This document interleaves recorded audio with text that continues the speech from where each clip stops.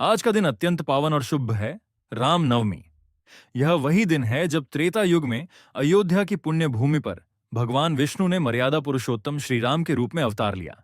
राजा दशरथ और रानी कौशल्या के घर जन्मे श्री राम केवल एक बालक नहीं, बल्कि धर्म की स्थापना और अधर्म के नाश हेतु आए साक्षात नारायण थे। उनका जीवन हमें सिखाता है कि सत्य, सेवा, त्याग और मर्यादा के मार्ग पर चलकर भी कोई व्यक्ति न केवल महान बन सकता है, बल्कि भगवान के समान पूज्य भी हो सकता है। रामनवमी केवल एक त्योहार नहीं, यह जीवन जीने की कला, आदर्शों की अनुभूति और आध्यात्मिक जागरण का दिन है। भगवान श्री राम का जन्म एक विशेष यज्ञ के फलस्वरूप हुआ था।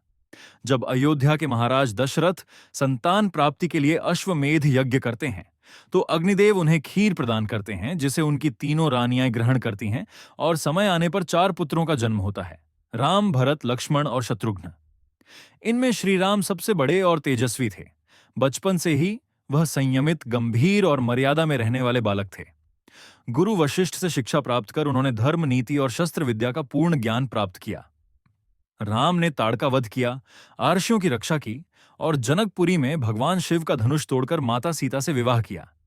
लेकिन जैसे ही जीवन में सुख आने वाला था, तभी कैकेयी की 2 मांगों के कारण उन्हें अयोध्या का सिंहासन त्याग कर 14 वर्षों का वनवास मिल गया।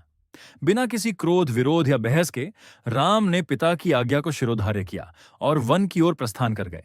उनके साथ उनकी पत्नी सीता और भ्राता लक्ष्मण भी थे। यह त्याग, प्रेम और निष्ठा का अद्भुत उदाहरण था। यही है रामत्व की पहचान, जहां अधिकार के बदले कर्तव्य निभाना ही श्रेष्ठ समझा जाता है। वनवास के दौरान श्री राम ने अनेक राक्षसों का संहार किया, अर्षियों और जनमानस की रक्षा की।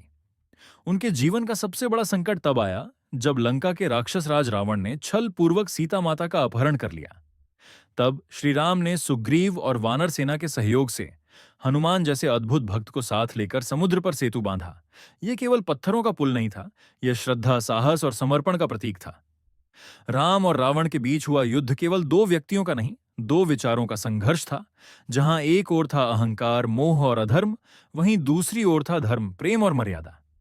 अंततः अधर्म का अंत हुआ और धर्म की विजय हुई।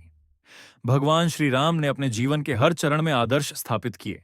पुत्र के रूप में आज्ञाकारी, पति के रूप में एकनिष्ठ, भाई के रूप में प्रेममयी, राजा के रूप में न्यायप्रिय और शत्रु के प्रति भी मर्यादित।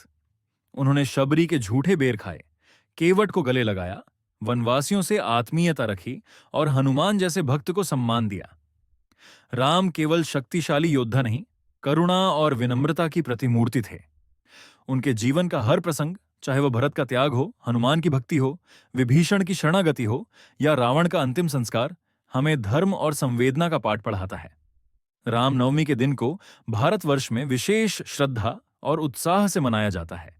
भक्त उपवास रखते हैं, श्री रामचरितमानस या वाल्मीकि रामायण का पाठ करते हैं, झांकियां सजाई जाती हैं, भजन कीर्तन होते हैं और दोपहर के समय श्री राम जन्मोत्सव बड़े उत्साह से मनाया जाता है। अयोध्या, चित्रकूट, नासिक और जनकपुर जैसे तीर्थ स्थलों पर लाखों श्रद्धालु एकत्र होते हैं। मंदिरों में मंत्रोच्चार, शंख ध्वनि और घंटियों की गूंज से वातावरण पूरी तरह राममय हो जाता है। आज जब हम तकनीक और भौतिकता की दौड़ में अपने मूल्यों को खोते जा रहे हैं, तब श्री राम का जीवन हमें राह दिखाता है। उनका चरित्र हमें यह सिखाता है कि शक्ति में नम्रता, विजय में विनम्रता और शासन में सेवा का भाव होना चाहिए। राम राज्य कोई कल्पना नहीं, वह एक ऐसी व्यवस्था थी जहां हर व्यक्ति सुखी था, सुरक्षित था और धर्म से जुड़ा था। अगर हम समाज में शांति, समानता और सौहार्द चाहते हैं, तो हमें श्री राम के मार्ग पर चलना होगा। रामनवमी हमें आत्म मंथन का अवसर देती है।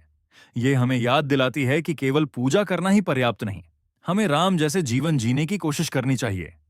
हमारे विचार, हमारे कर्म, हमारी भाषा, हमारा व्यवहार, सब में श्री राम की झलक होनी चाहिए। जब जब हम अन्याय का विरोध करेंगे, सत्य का साथ देंगे और सभी से प्रेम पूर्वक व्यवहार करेंगे, तभी सच्चे अर्थों में राम हमारे भीतर बसेंगे। आज राम नवमी के पावन अवसर पर आइए हम यह संकल्प लें कि हम अपने जीवन में सत्य, सेवा और समर्पण को स्थान देंगे। न केवल श्री राम का नाम लेंगे, बल्कि उनके गुणों को अपनाएंगे। हर मन में राम बसें, हर घर में राम नाम गूंजे और हर कार्य में राम की मर्यादा बनी रहे। यही श्री राम के चरणों में हमारी सच्ची भक्ति होगी। राम नाम हमारे जीवन की सबसे बड़ी शक्ति है। सच्चे अर्थों में वही अमर हैं जिनके जीवन में मर्यादा है।